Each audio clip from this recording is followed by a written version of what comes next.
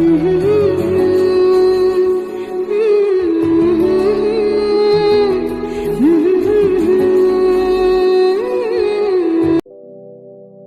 Everyone, welcome to my new YouTube channel. ಇವತ್ತು ನಾನು ನಿಮಗೆಲ್ಲ ಸಿಂಪಲ್, ಈಸಿ ಆ್ಯಂಡ್ ಟೇಸ್ಟಿಯಾಗಿರೋ ಗೀ ರೈಸ್ನ ಹೇಗೆ ಮಾಡ್ಕೊಳ್ಳೋದು ಅಂತ ಹೇಳ್ಕೊಡ್ತೀನಿ. ಮೊದಲು ಅದಕ್ಕೆ ಏನೇನು ಇಂಗ್ರೀಡಿಯೆಂಟ್ಸ್ ಬೇಕಾಗುತ್ತೆ ಅಂತ ನೋಡ್ಕೊಬಿಡೋಣ.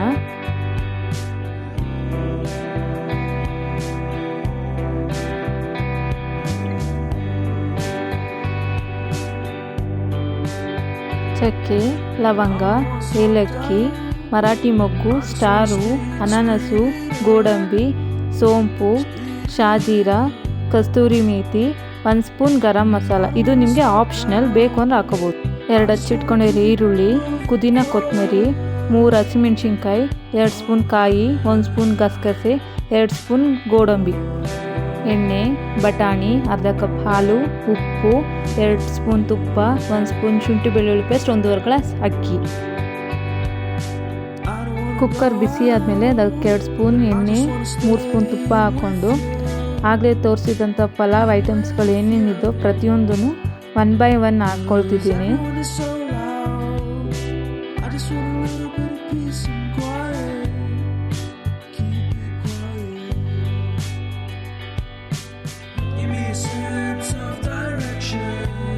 ನಾನು ಫಸ್ಟೇ ಹಸಿಮೆಣ್ಸಿನ್ಕಾಯಿ ಹಾಕ್ಕೊಬಿಡ್ತಿದ್ದೀನಿ, ಯಾಕಂದರೆ ಅದೇ ಎಣ್ಣೆ ಫ್ರೈ ಆದಷ್ಟು ಖಾರ ಚೆನ್ನಾಗಿ ಬಿಡುತ್ತೆ.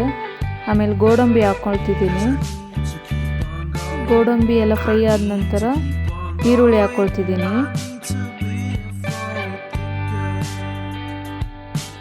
ನಾನು ನೆಕ್ಸ್ಟ್ ಇಲ್ಲಿ ಉಪ್ಪು ಆ್ಯಡ್ ಮಾಡ್ಕೊಳ್ತಿದ್ದೀನಿ. ನಿಮ್ಗೆ ರುಚಿ ಎಷ್ಟು ಬೇಕೋ ನೀವು ಅಷ್ಟು ಉಪ್ಪು ಆ್ಯಡ್ ಮಾಡ್ಕೊಳ್ಳಿ. ನಾನಿಲ್ಲಿ 2 ಟೇಬಲ್ ಸ್ಪೂನ್ ಉಪ್ಪು ಆ್ಯಡ್ ಮಾಡ್ಕೊಂಡಿದ್ದೀನಿ.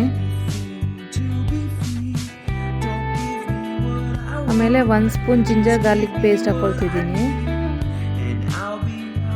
ಈಗೆಲ್ಲ ನೀಟಾಗಿ ಫ್ರೈ ಮಾಡ್ಕೊಳ್ತಿದ್ದೀನಿ. ನೀಟಾಗೆಲ್ಲ ಗೋಲ್ಡನ್ ಫ್ರೈ ಆಗಬೇಕು, ಆ ಟೇಸ್ಟ್ ಚೆನ್ನಾಗಿರುತ್ತೆ.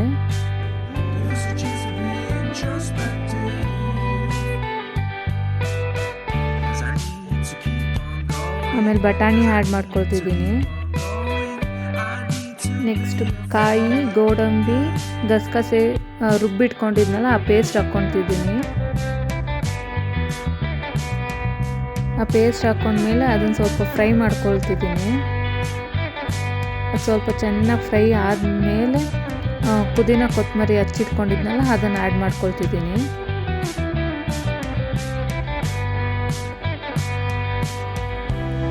ಇದನ್ನು ಸ್ವಲ್ಪ ಫ್ರೈ ಮಾಡ್ಕೊಳ್ತಿದ್ದೀನಿ.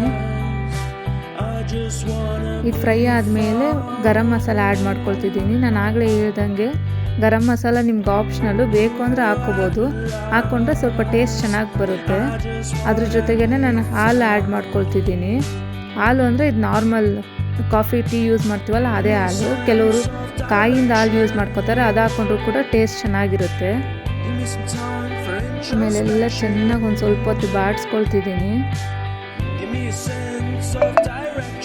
ಬಾಡಿಸ್ಕೊಂಡಾದ್ಮೇಲೆ ಅಕ್ಕಿನ ಹಾಕ್ತಿದ್ದೀನಿ, ನೆನೆಸಿಟ್ಟಿದ್ದ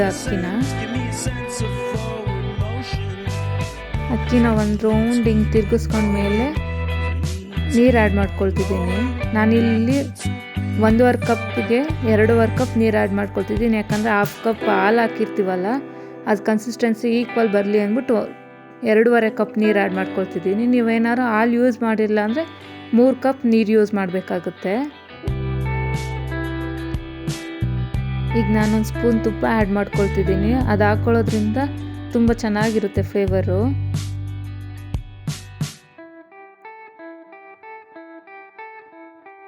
ಈಗ ನೀವು ಬೇಕು ಅಂದರೆ ನಿಮ್ಗೆ ಸಾಲ್ಟನ್ನ ಚೆಕ್ ಮಾಡ್ಕೋಬೋದು. ಸಾಲ್ಟ್ ಎಲ್ಲ ಚೆಕ್ ಮಾಡಾದಮೇಲೆ ಒಂದು ಕುದಿ ಹಿಂಗೆ ಬಂದ ಮೇಲೆ ಕುಕ್ಕರ್ ಲಿಡ್ ಕ್ಲೋಸ್ ಮಾಡಬೇಕು.